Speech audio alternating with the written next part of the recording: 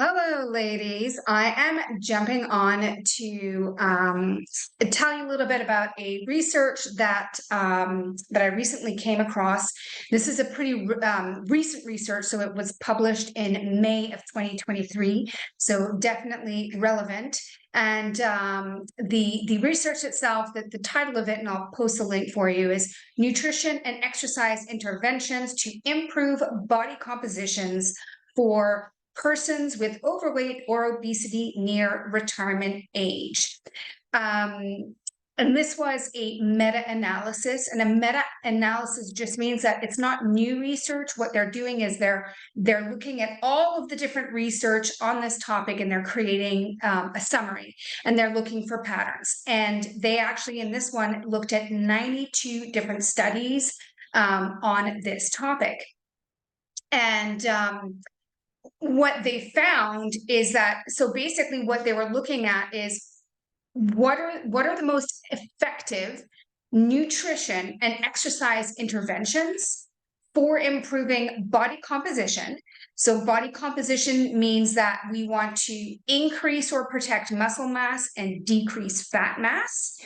BMI, which is body mass index, which I don't really love, but it's often used as a measure of obesity.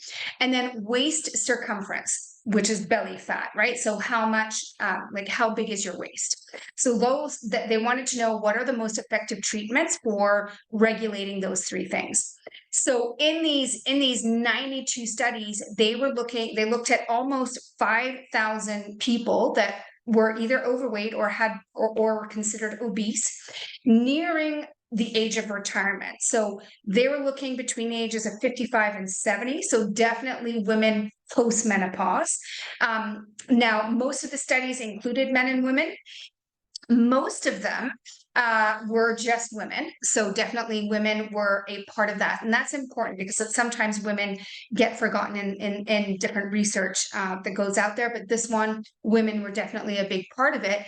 And in these different studies, they were looking at women who were trying these interventions anywhere from 8 to 26 weeks. So it's a decent amount of time, and probably a decent amount of time for women who are attempting to lose weight.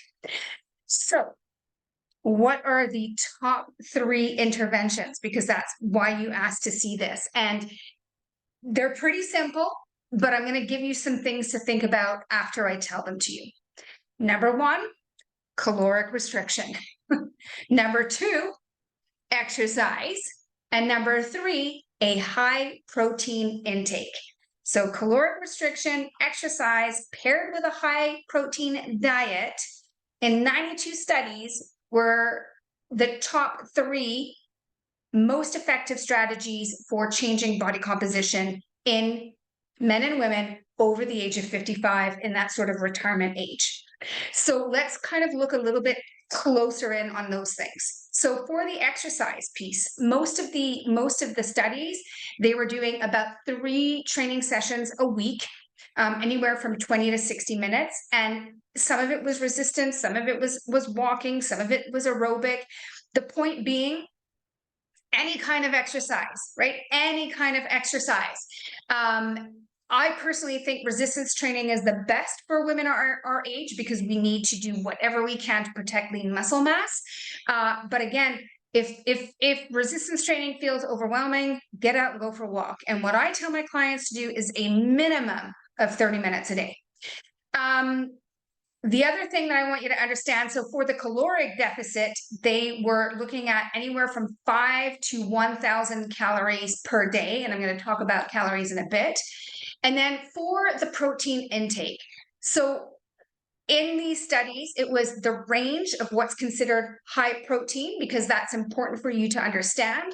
It was 1.1 to 1.7 grams of protein per kilogram of body weight every single day. So to put that into perspective, if you're like me, you're more of a pounds kind of gal. Here in Canada, at least that's what we do. So let's say you are a woman that weighs 180 pounds and you've got some weight to lose, I don't know, 30, 40 pounds. At 180 pounds, that equates to anywhere between 90 grams a day and 140 grams a day. In order to accomplish that, you have got to eat a lot of protein. That means no, you can't have toast for breakfast. You can't have sandwiches for lunch. You can't snack on bagels. You have to make protein the priority at every single meal if you want to reach those goals. Okay. And just this is just a little side note, but there was another meta-analysis done in 2016, also in adults over the age of 50, and what they found is that when people consumed a higher protein diet while they were in a caloric deficit trying to lose weight, they maintained more lean mass and lost more fat than those that did not have a higher protein diet. So as you guys know, if you've been following me for a while, I am like protein centric. I'm like, that should be the first decision you make when you are building your meals. Okay, so the final thing is the caloric restriction.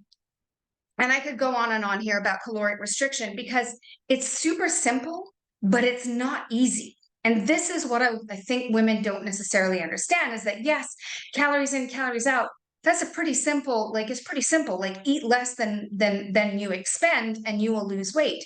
But staying in a caloric deficit for an extended period of time, that is tough. And that is where you need to be a little bit more strategic about your nutrition. And the best thing you can do is you can work on trying to find foods and meals that give you satiety, that keep you feeling full. Because hunger management is probably the most important thing that you can do when you are trying to stay in a caloric deficit. And ultimately, the goal should be not to lose not to go into a super deep deficit and lose the weight as quickly as possible, because your goal should be to manage your hunger and be in a sustained caloric deficit, right? You want to be able to maybe, do like 10, 15, maybe 20% less calories than what you need. And you need to manage your hunger so that you can maintain that until you reach your healthy weight goal. So, food for thought, some stuff to think about. If you are currently trying to lose weight, I have a new free challenge coming up, and I'm going to take 2 seconds to tell you about it because it's going to be awesome and I'm really excited about it. I've called it 1 pound by Friday. 1 pound by Friday, because that is my motto. I am about slow and steady progress. And so it might not be sexy. It might not be as sexy as lose 30 pounds in 30 days. But my goal with this challenge is to help you lose your first pound or your next pound and to show you how to create sustainable weight loss. And we're going to be looking at 5 different pillars.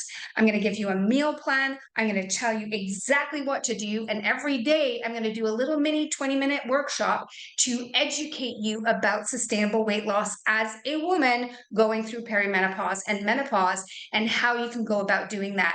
We're going to be talking about protein. I'm going to be sharing some of my recipes and meal plans with you. So if you would like to join said challenge, just reply back to me right now after I've sent this to you. Send me a quick message and just say, I'm in, Haley, and I will send you the link to join. So there you have it. I hope that was useful. Thank you for watching, and I will see you soon. Bye.